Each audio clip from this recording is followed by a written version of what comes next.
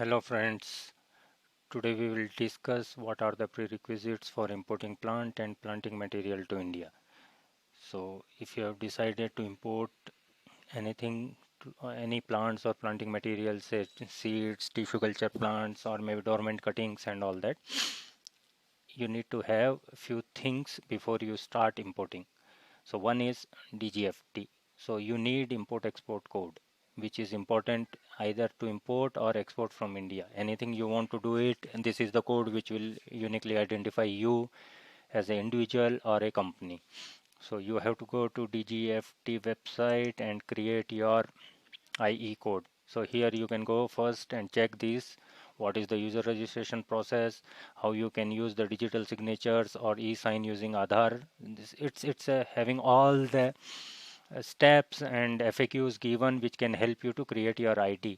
So you can go here and create your IDs, which is a simple process and it doesn't require much. You can just apply for IE code. You can just select as importer exporter or whatever is your category. You just put your first name last name or company first name last name, email, mobile number, pin code or wherever you are located. Other details, you submit this captcha and send OTP. Once it will send an OTP at your mobile number, you get yourself validated. And in case of company, you can use digital signatures. In case of individuals, you can use digital signatures as well as Aadhaar card to get your digital signatures or get yourself verified. I'll request or suggest to use Aadhaar card since there is no charges to get it validated. In case of digital signatures, you have to buy the digital signatures and it will be a little bit expensive in case of a small or individual importer or exporter. That's my personal preference. It's up to you how you want to get it activated. Step number two, we need plant quarantine information system valid ID, which comes under Directorate of Plant Production, Quarantine and Storage. This is a website where you will get all the details, how to import, what to import, and other details related to plant and plant materials. Why we need PQIS system or ID? We required it for import permits, which are given to import planting material, growing media, or plants along with growing media. So in case of plants, if they are seeds or normal plants or tissue culture, you don't need any import permit. But if you are importing say plants or live plants with growing media attached to the roots and all that, then in that case you need import permit. There are certain conditions which we will discuss in later on regarding to import permit, what are the other details, and it everything depends, or this import permit conditions, everything depends upon the Department of or Directorate of Plant Protection, Ministry of Agriculture and Farmer Welfare, how or when they activate or for which items you need import permit and which you don't need it. So that again you have to go through the PQI order, get all the latest information about that, and then only you can get it. But again, for the other part, which is release orders, if you are importing any say seeds also, you need release orders and which can be generated from this website. There is no validity for the ID. The fees is 0 INR. There is no fees associated with it to get the ID. Other requirements are an application to activate the ID. So I will discuss or will see how we can get it. So you just go to this PQIS system, and then you go here, you click on sign up, you put your import exporter name, whether it is individual or maybe a company firm which is registered. You put all the address details and all that. For what purpose you want. If it is personal, say you are an individual who wants to import some plants, then it will be personal. For trading, like you want to sell it and all that, then you can put it as trading. Whether you are importer exporter, you can put that IE code. So see why IE code is important, because to get a PQIS ID you need IE code. So first we have to go to DGFT only and get the IE code. It is required everywhere for or in all the systems where we will be dealing with. So you put your IE code, whatever you got from DGFT, then you put your contact number, mobile number. Now this PQ station is a little bit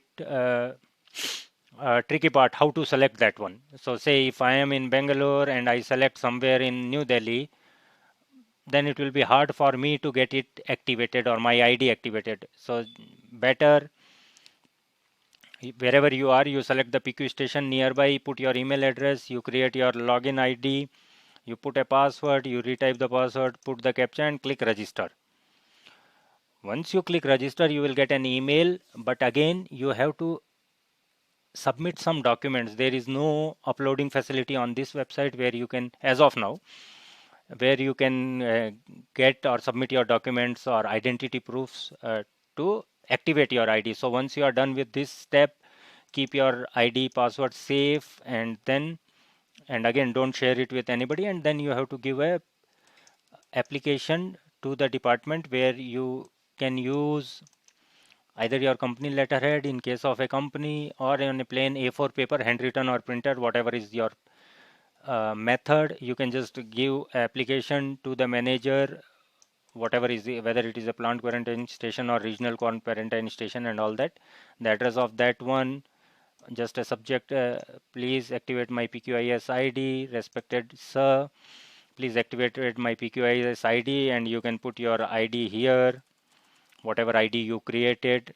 Maybe you can put your email address below in your name and all that. Find my documents or identity documents attached, and you can just maybe sign it, or you can put a company seal signature, thanks, your name, contact number, your company info, or maybe address and your email address to uniquely identify you. Along with this, if you are a company, then you just need nothing else. But if you are an individual, you need your photo ID proof to be submitted along with this application, maybe your Aadhaar card, PAN card, which uniquely identifies you and validates your identity. So that is one, this is again one application which you have to give, and it generally gets updated in 1 or 2 days. You will have your ID, and you can use this website. We'll discuss more about how to use this website and where we require this in later stages. Third one is seed exim. So what is seed exim, or why we need seed exim? So again, it comes under Department of Agriculture and Farmer Welfare, where if you want to import export system, where you want to import seed, planting material and tissue cultures. This one is only required or mostly required when you need a DAC permission, which is Department of Agriculture permission to import, which is says commercial import prior to subject of uh, commercial import subjected to prior approval of Department of Agriculture, Cooperation and Farmer Welfare.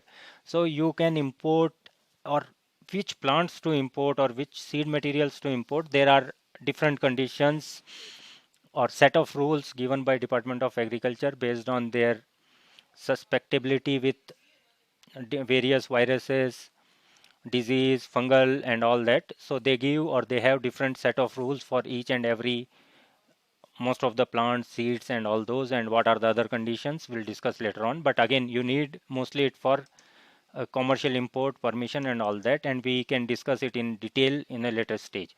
There are two options to get a DSC permission in case of some importing. Say you want to import some mango or apples which requires DSC permission.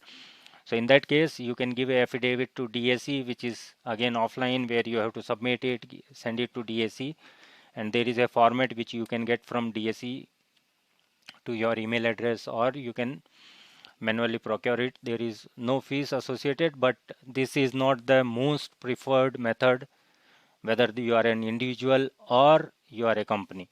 Second one is you need seed license to get this ID, or to get a ID on seed exim, you need seed license from respective state authorities. So generally the seed license cost for 100 INR, and again maybe it depends upon state to state how much they are charging, but generally I think it started from 1000. Wherever I got my ID, it's 1000 only.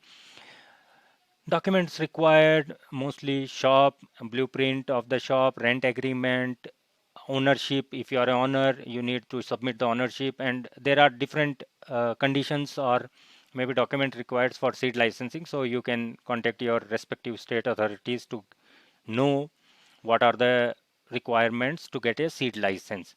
And again, shop, blueprint, where you will store your, maybe what will be your point of sale and where you will store the or warehouse, it can be same depending upon the conditions laid out by the state authorities for getting a seed license.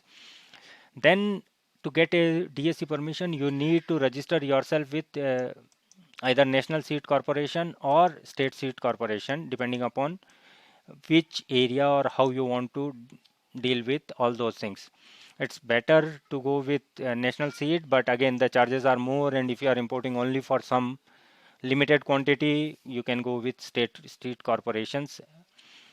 The seed license is 5 to 6 years validity, as well as the state corporation will also give you 5 to 6 years validity, and the prices or the fees is nominal, which you can get it. Here you can go to Seed Exim website. Then once you go to Seed Exim website, you can go to Seed Exim, you can go and click on new importer exporter, again IE code. So here you need importer exporter code. What is your IE code? You have to put the name, details, you have to select the address, where is your IE code, you have to select the district based on your state, and all that. You can put your address. This is related to your import export registration. Whatever is mentioned in your IE code, you have to mention all the details here. Then you have to give your contact details, what type of thing or client type, whether you want to import export both, or only import or only export. If you are only export, you need the seed license to sell your items. But if you are importer, you need to register yourself with either National Seed Corporation or State Seed Corporation. So that's why I mentioned you need seed license and your registration with either National Seed or State Seed Corporation. So that is part number 2. So here you will put your seed license number. Here you will select which state you are registered with, date of registration, and validity of the registration, whatever is mentioned in your seed license. Then you go to your registration number with either National Seed or State Seed. You can select it here. Others, in case of others, you can write whatever, maybe KRNATAKA, or maybe Rajasthan, or whatever state seed corporation you had associated yourself, or you got the dealer license from that states or National Seed Corporation Limited. Validity of the registration, date of registration. Once you get the certificate, you will have all these details there. You create your login ID, you create your password, you retype your password, you put this captcha code and click submit. Once you submit, you will get two options, or the next screen will ask you for uploading license, seed license, and your National Seed Corporation or state corporation document which they had provided you. Once you submit it, again it will get updated in, or you will get a confirmation mail saying that your ID is activated. If you don't have these IDs right now when you are creating it, the page or second page will be there. You have to upload those documents, then only your ID will be get activated. Otherwise, without these IDs, you can't get your ID activated. We'll discuss more about what or how to use this website in the later stage of the video. Now, after you get your seed exim license, third one is you are all set in terms of permissions, request, applications, and all the other details which you want. Now, if you are importing some plants which require some post-entry quarantine, depending upon the conditions laid by Department of Agriculture, Cooperation and Farmer Welfare, you need to have a post-entry quarantine facility set up and inspection request, which we'll discuss in later part or next video. But in that case, you need a State Horticulture Department nursery license, which is valid for 1 year. The fees is 1,000 rupees, depending upon the state from where you are applying, and renewal fees is 100 INR per year for the renewals. So it again requires some conditions laid by your state horticulture department, where they require some details, whether you have, depending upon that, again you can check, but get a water test, soil test. These details are few details which they want, like the layout of your land or area where you are putting up your nursery. So but more details can be inquired from the local state horticulture department. They can better guide you what details they want, how they want, and What are the other details? Fees and renewals, again, it depends upon state to state, but again, they can better guide you in this point, but these are the basic determinants. And once it is done and your post-entry quarantine facility is set up, and then you can go for inspections, get it validated. If you are importing any plant which requires post-entry quarantine facility setup, before going for any setup or without any inspection and all that, please don't go for importing, because without this facility, if you are importing, most probably either your plants will be deported back to the country or they will be destroyed at airport. You won't get import or intermediate import release order from plant quarantine department in case of any of these facilities not set up. If you are importing some plants which require DSC approval, but again you have all these other setups, if that requires your DSC permission, which again they won't allow you to import those plants, they will be destroyed or deported back to the country of origin. Now this is the PQ order which you need it, and if you go to that order, sometimes you can see page number 64.